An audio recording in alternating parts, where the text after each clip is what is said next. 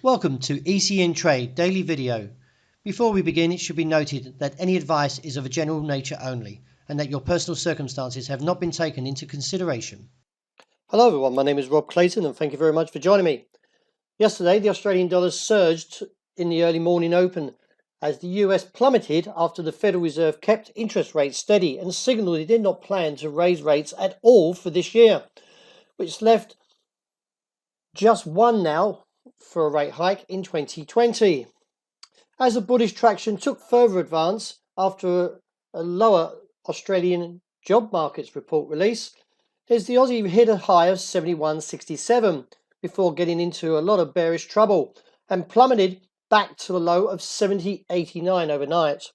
Yesterday, the Australian Bureau of Statistics, the ABS, employment data showed that the Australian economy created 4.6 thousand jobs in February, disappointing a market that was looking for 14,000 increase, although jobs rose only because of an increase in part-time employment. Full-time job numbers fell in February. The employment rate surprisingly fell though to a June 2011 last seen at 4.9. Now the RBA Governor Phil Lowe did say in the February minutes that if there was to be any sustained increase in employment rate and a lack of further progress towards the inflation objective, lower interest rates might be appropriate at some point. So with all the gains raised since the FOMC and the Australian job data, the fact is that the market is now looking towards support at this stage of 70.85.90.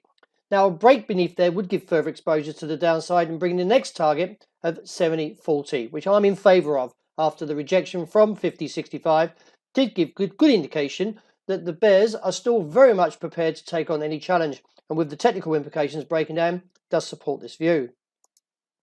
The euro, after breaking above 113.55, went straight for the target of 114.45.65, but again got into all sorts of trouble. After posting a high of 114.36, the market plummeted to a low of 113.41 and now sees this as a support area, as it was the break to the upside. The US Federal Reserve announced, however, its hold on rates. The fact is that the dovish chairman Jerome Powell said the US economy is in a good place, and at the news conference added policymakers foreseeing a modest slowdown, that is, with overall conditions remaining favourable. He did go on to say that we see no need to rush to judgment by lifting or cutting rates. So with the technical outlook breaking down from the rejection of 114.45.65, a break beneath 113.30 would reinstate the target of 112.60.65 and reassess from there. Resistance still remains roughly around 114.65 to 114.45 to 65, that is. With the dollar index also to note, which measures the greenback strength against a basket of 6 major currencies, staged an impressive rebound from 95.27 to a high of 96.01. This is adding up to nearly 1%. So across the board, the markets did respect the move. And as you can see, that looking at the dollar yen, is that the market did reach its target. The objective I was calling it was at 110.20.25. Overnight, the market posted a low of 29 before rebounding. But it's not quite out of the woods yet. As long as we maintain under 110.95.05, then I do believe that we are still looking towards a target of 110.20.25 and reassess from there. The Bank of England kept rates as widely expected on hold at an unchanged rate of 0.75%. The Bank of England had expected this to be their final meeting before Brexit, but Prime Minister Theresa May has asked the EU for an extension to the deadline. This would mean that policymakers at the central bank have been left in limbo when it comes to implementing their plan for limited and gradual rate hikes over the coming months.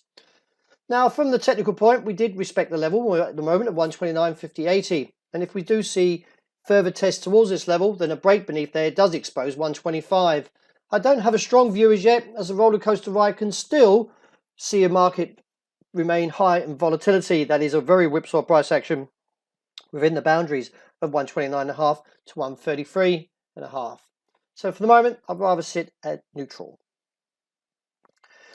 Gold plummeted from a high of 1,320 overnight and rested just in front of the support level, which comes in at 1,304. It is assessed that while we remain underneath the level of 11, we could see further pressure to the downside. But a rebound from 04 again would give further indication that the bulls are still healthy and still could take this challenge back up towards 24. So let's see how the market plays out. From a technical point, it is bullish. As feared, the market has retreated from the $61 target of oil and now easing back towards 58.5, which could see a base around $57 before rallying back towards the top side. I still hold the view as bullish, and this just eases out of the overbought condition, which is warranted at the moment. So this gives us opportunity to buy the dip, because I feel the market will continue and rally on through 61 and on to $64. Well, that wraps up for today. Thank you very much for joining me. And as always, look out for the intraday report. And I hope you enjoy the rest of the day and a great start to this new weekend.